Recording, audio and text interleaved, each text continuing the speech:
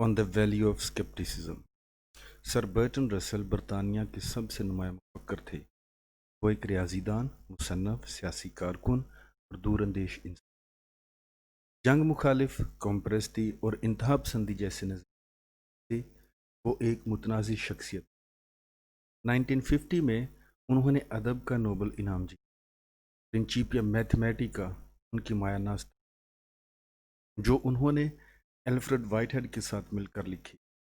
उन्होंने Trinity college Cambridge और London school of economics से तालीम हासिल की। स्केप्टिसिज्म की अहमियत में मुसन्नफ अपने कारीन को यकीन दिलाता है कि ब्रिटिश विग पार्टी का रुकन होने के नाते वो बुनियाद परस्त नहीं, वो माकूल और इक़्तिदाल पसंद नज़रियात का। बरतानिया की liberal party British wig party से निकली। ये पार्टी समझौते और मुताबिकत के फ़लसफ़े पर यकीन रखती। अपनी बात बढ़ाते हुए वो दावा करते हैं कि वो पायरो का मदार नहीं है, बल्कि वो हर चीज़ को अकल से जांचने का यानी वो पायरोनिज़म का कायल है। ये एक फ़लसफ़ियाना सोच है। इसकी जड़ें स्केप्टिसिज्म में पेवस्त हैं। पायरो को यकीन था कि इंसान के पास इतना इल्म नहीं कि वो किसी काम को बिला वजह किसी दूसरे तरीके से अंजाम देने पर तरजीह। उसके बाद मुसन्नफ़ पायरो के ज़माना तालिब इल्मी का हवाला देते हैं। एक दफ़ा उसके फ़लसफ़े के उस्ताद का सर एक गड्ढे में फंसा हुआ था। पायरो ने उसकी वजह बयान की कि उसके पास कोई ठोस दलील नहीं थी कि वो अपने उस्ताद को बचा दे। इसी दौरान वहाँ से किसी दूसरे तालिब इल्म का गुज़र हुआ। उसने अपने उस्ताद को बचा। फ़लसफ़े के उस उस्ताद ने पायरो के फ़ैसले को सराहा, क्योंकि वो वाक़तन स्केप्टिसिज्म के असूलों पर कायम था। इस वाक़े के फ़ौरन बाद मुसन्नफ़ बयान करता है कि वो पायरो नहीं है, इसलिए वो दरमियानी रास्ता। फिर मुसन्नफ़ ग्रहण जैसे आसमानी वाक़यात बयान करता है। माहिरीन फ़ल्कियात मुस्तक़बिल में ग्रहण की तारीख़ का हिसाब लगाते हैं और अमूमन उसकी मुमकिना तारीख़ के बारे में मुतफ़िक़ा फ़ैसले पर पहुँच जाते हैं। कुछ मामलात ऐसे भी हैं जिनके बारे में माहिरीन किसी एक राय पर इत्तफ़ाक़ नहीं करते। इतना दिलचस्प है कि ऐसे मामलात जिन पर माहिरीन मुतफ़िक़ा राय काम करते हैं वो गलत साबित हो सकते हैं। मिसाल के तौर पर जब आइंस्टाइन को पता चला कि कशिश सिकल से रोशनी का रास्ता मुनहरिफ होता है, तो ज़्यादातर माहिरीन ने उसे नाकाबिल कबूल करार देकर मुस्तरद कर दिया। फिर भी आइंस्टाइन सही साबित हुआ और माहिरीन गलत। ताहम यह हकीकत है कि जिन मामलात पर माहिरीन इख्तिलाफ़ राय की बजाय मुतफ़िक़ा राय कायम करते हैं, उनके दुरुस्त साबित होने का ज़्यादा इम्कान। मुसन्नफ़ ने नतीजा अक्स किया कि उसके स्केप्टिक होने की 3 वजूहात। नंबर 1 कि जब माहिरीन किसी एक नुक्ते पर मुत्तफ़िक़ होते हैं तो मुखालिफ राय को यकीनी नहीं समझा जा सकता। नंबर 2 कि जब वो किसी एक नुक्ते पर इत्तफ़ाक़ नहीं करते तो किसी गैर माहिर की राय को यकीनी नहीं समझा जा सकता। और जब वो सब ये राय कायम कर लेंगे किसी मुस्बत राय की कोई खातिर खा बुनियाद मौजूद नहीं, तो आम आदमी अपने फ़ैसले को मुअत्तल करके अच्छा काम करता है। मुसन्नफ़ ने इस बात का इरादा किया है कि मंदरजा बाला 3 शराइत मामूली नोयत की हो सकती हैं, लेकिन जब उन्हें अपनाया जाता है तो हमारी ज़िंदगी को यकसर तब्दील कर सकते। जब लोग दूसरों से लड़ने और उन्हें सताने के लिए मुश्तिल होते हैं तो वो मंदरजा बाला 3 में से किसी एक किस्म के लोगों के ज़ुमरे में आते हैं। जब लोगों को कुछ अक्ली दिखाई देता है लेकिन इतना वाज़ेह नहीं होता, वो बड़े इत्मीनान से उसे कबूल करते हैं। उनकी हमायत दब जाती है। दूसरी जानब जब लोग किसी मकसद की हमायत में उठ खड़े होते हैं तो देखने में आया है कि उसे हर किस्म की अक्ली दलील की हमायत हासिल नहीं होती। ये लोगों की जुनूनियत और जज्बा ही होता है जो इस तरह के मकसद के लिए लोगों को जारहाना अंदाज में लड़ने पर उकसाता है। मजहबी या सियासी आरा को जज्बाती लोगों की तायद हासिल होती। अगर कोई शहरी मज़हब और सियासत के बारे में ठोस राय ना रखता हो तो उसे इज़्ज़त और एहतराम की निगाह से नहीं देखा जाता। अच्छाई का ऐसा पैमाना खिलाफ अक्ल है। चीन दुनिया का वाहिद मुल्क है जहाँ किसी शहरी की अच्छाई का ऐसा कोई मयार मौजूद नहीं। کتنا عجیب ہے کہ لوگوں کی نظر میں مذہب اور سیاست پر ٹھوس نظریات کے حامل لوگوں کی نسبت اسکیپٹکس کو تنقید کا نشانہ بنایا جاتا ہے۔ انہیں اس سے کوئی فرق نہیں پڑتا کہ اس طرح کے نظریات دوسروں کی نظر میں قابل قبول ہیں یا نہیں۔ دوسرے لفظوں میں، جب ان کا سامنا کسی اسکیپٹک اور اس کے مخالف نظریات کے حامل شخص سے ہوتا ہے تو ان کے ہاں دوسروں کی نسبت اسکیپٹک سے نفرت کا امکان زیادہ ہوتا ہے۔ ہمیں اپنی روزمرہ زندگی میں مذہب اور سیاست پر نقطہ نظر رکھنا لازمی امر ہے۔ اسکیپٹکس ہر طرح کی ممکنہ رائے کو شک کی نگاہ سے دیکھتے ہیں۔ ان کا معاشرے میں رہنا کافی پریشانی کا باعث بنتا ہے۔ مصنف کا بیان ہے کہ وہ ثابت کرے گا کہ کس طرح سے مخالف رائے کو سچ ثابت کیا جا سکتا ہے۔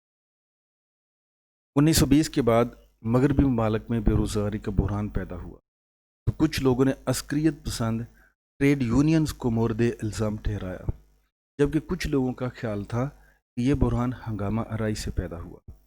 اس معاملے میں ماہرین نے رائے دی کہ بینک آف انگلینڈ کی پاؤنڈ سٹرلنگ مضبوط کرنے کی پالیسی سے بے روزگاری کی صورتحال مزید خراب ہوئی۔ زیادہ تر ماہرین کی اس رائے کو عام لوگوں کی بہت کم حمایت حاصل۔ اس کی وجہ یہ ہے کہ سیاسی جماعتیں ان خیالات کو خوشی سے قبول کرتی ہیں جو ان کے نظریات کے مطابق ہوں۔ عام لوگوں کی مشکلات کو اگر دشمن کی سچی جھوٹی سازشوں سے منسوب کیا جائے تو وہ اسے عقل مندی کے زمرے میں لاتے ہیں۔ اس کے نتیجے میں عام لوگ عام معاملات سے متعلق تنازعات میں الجھ جاتے ہیں۔ اس قسم کی بے بنیاد عوامی گفتگو بے مقصد اور مکمل طور پر بیکار ہے۔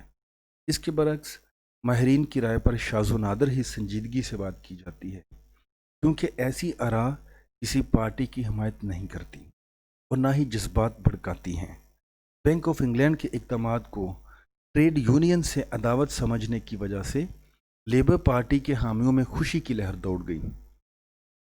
اسی طرح سے بینک کے اقدامات کو غیر اخلاقی قرار دینے سے بشپوں کے کانوں کو سرور ملا ہوگا، لہٰذا اس معاملے میں ٹریڈ یونینز اور بشپس کے رد عمل پر سوال اٹھائے جا سکتے۔ اس کے بعد مصنف اپنا نقطہ نظر واضح کرنے کے لیے سوشلزم کا حوالہ پیش کرتا ہے۔ کچھ لوگ سوشلزم کے خیال کو کڑی تنقید کا نشانہ بناتے ہیں۔ ڈاکٹر ریوز کی طرح کچھ لوگ سوشلزم جیسے سیاسی فلسفے کو بڑی قدر کی نگاہ سے دیکھتے ہیں۔ افسوس کہ ڈاکٹر اب اس دنیا میں نہیں رہے، تاہم ان کی کتاب نفسیات اور سیاسیات جو ان کے بعد شائع ہوئی، یونیورسٹی کالج میں ان کے لیکچر کا مواد موجود ہے۔ ڈاکٹر ریوز نے اپنے لیکچر میں وضاحت کی کہ سوشلزم انسانوں کے ساتھ بالکل مطابقت رکھتا ہے۔ اپنی بات کو ثابت کرنے کے لیے انہوں نے میلانیزیا سے ملنے والے انسانی باقیات کے تجزیے پر انحصار کیا، لیکن اس منطق سے ہم یہ نتیجہ اخذ نہیں کر سکتے کہ سوشلزم یورپ کے لوگوں سے مطابقت رکھتا ہے۔ لہٰذا ضروری ہے کہ یہ جاننے کے لیے یورپ میں سوشلزم کو آزمایا جائے کہ یہ ان کی فطرت سے مطابقت رکھتا ہے کہ نہیں۔ دلچسپ بات یہ ہے کہ اس نتیجے کی بنیاد پر وہ لیبر پارٹی کا امیدوار بننے کے لیے راضی تھا۔ سیاسی تنازعات جذباتی نوعیت کے حامل ہوتے ہیں۔ ہم یقین سے کہہ سکتے ہیں کہ وہ سیاسی تنازعات میں جذباتی طبیعت کے حامل نہیں تھے۔ اس کے بعد برٹن رسل شادی بیاہ کی رسومات کو موضوع بحث بناتے ہیں۔ یہ رسومات لوگوں میں متنازع ثابت ہوتی ہیں۔ شادی سے متعلق لوگوں کے اپنے اپنے نظریات ہیں۔ ان کے نظریات اتنے مضبوط ہیں کہ کسی دوسرے نظام کا جائزہ لیتے ہوئے وہ اپنی آنکھوں پر پٹی باندھ لیتے ہیں۔